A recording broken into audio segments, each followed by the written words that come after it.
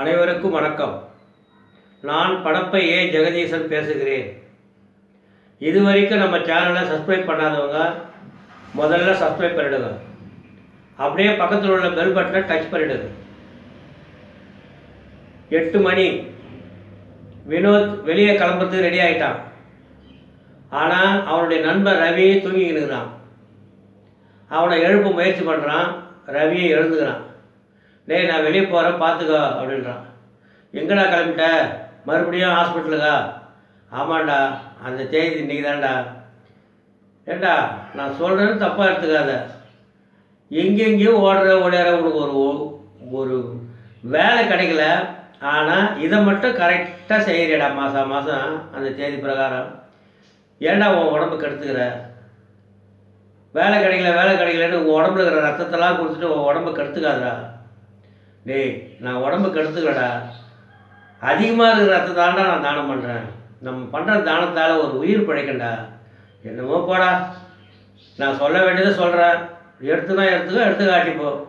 அதெல்லாம் அவங்களோட விருப்பம்டா. இதெல்லாம் கேட்டு செய்யறதில்ல, கேட்டு கொடுக்கறதில்ல. சரி, நான் கிளம்புறேன். நேராக ஹாஸ்பிட்டலுக்கு வரான். வைத்தியநாதன் டாக்டர். வா தம்பி, நல்லா இருக்கீங்களா? நல்லா இருக்கிறேன் சார். சரி, உங்களை நினச்சா எனக்கு பரிதாபமாக இருக்குது. ஏன் டாக்டர், தவறாமல் வந்து ரத்த தானம் பண்ணுறீங்க. ஆனால் உனக்கு ஒரு நல்ல வேலை கிடைக்கலையன்றது தான் மனசு வருத்தமாக இருக்குது. கிடைக்குங்க, கொஞ்சம் பொறுமையாக இருங்க. ஒன்று சொல்கிறேன் கேளுங்க. நான் எப்போவுமே சிலந்தி வலையையும் கஜினுடைய படையெடுப்பையும் நான் மனசில் வச்சுக்குவேன். என்றைக்காவது ஒரு நாளைக்கு வெற்றி பெறுவோம், வேலை கிடைக்கும். அப்படியாப்பா, ரொம்ப சந்தோஷம் அப்படின்னு பேசிட்டு இன்னொரு கம்பெனிக்கு தேர்வுக்கு வரான். வந்து வாட்ச்மேனை பார்க்குறான். வாட்ச்மேன் என்ன சொல்கிறாரு, அடுத்த வாரம் தான்ப்பா இன்டர்வியூ, இன்றைக்கி இல்லை சரின்னு சொல்லிடுறான். அப்போது ஆக்சிடெண்ட்டில் அடிபட்டு ஒரு பெண்மணி உயிருக்கு போராடி வைத்தியநாதன் டாக்டர் ஹாஸ்பிட்டலில் தான் சேர்க்குறாங்க. ரத்தம் நிறைய கொட்டி போச்சு. நர்ஸை பார்த்துட்டு, இந்த ரத்தம் குரூப்பு இருக்கா? ரத்தம் இருக்குது டாக்டர். ஆப்ரேஷன் பண்ணுற அளவுக்கு இருக்கா? இருக்குது டாக்டர். அப்படின்னா ஏற்பாடு பண்ணுறாங்க.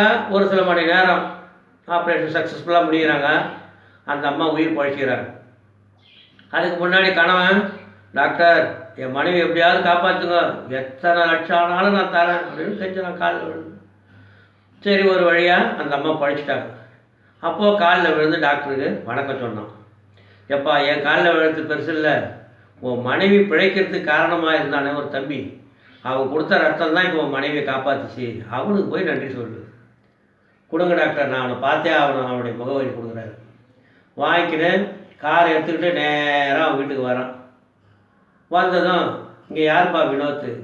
நான் தாங்க. என்ன உனக்கு தெரியாது, ஆனால் உன்னை எனக்கு தெரியும். கடவுள் மாதிரி நீ என் மனைவியை காப்பாற்றின, உன்னுடைய ரத்தம் தான் என் மனைவியை காப்பாற்றுச்சு. அப்படிங்களா? ரொம்ப சந்தோஷம். உனக்கு வேலை இல்லைன்னு சொல்லி டாக்டர் சொன்னார். நாளைக்கு என் கம்பெனிக்கு வா, உனக்கு ஒரு வேலை போட்டு தரேன்.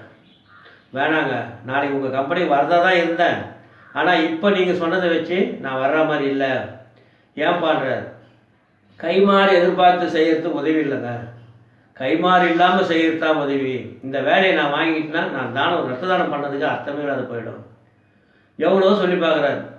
எனக்கு வேண்டாம், என்னை மாதிரி படித்து வேலை இல்லாத யாருக்காவது ஒரு ஏழைக்கு அந்த வேலையை போட்டு கொடுக்கணும். உடனே அவன் மனசில் ஒரு முடிவு எடுக்கிறான். இந்த வறுமையிலையும் இப்படி ஒரு நேர்மையா? இனிமேல் நான் லஞ்சமே வாங்க மாட்டேன், அடுத்தவங்களுக்கு உதவி செய்யறதே என் வாழ்நாளில் குறிக்கோளாக வச்சுருக்க போகிறேன் அப்படின்னு சொல்லிட்டு அந்த இடத்த விட்டு போகிறேன்.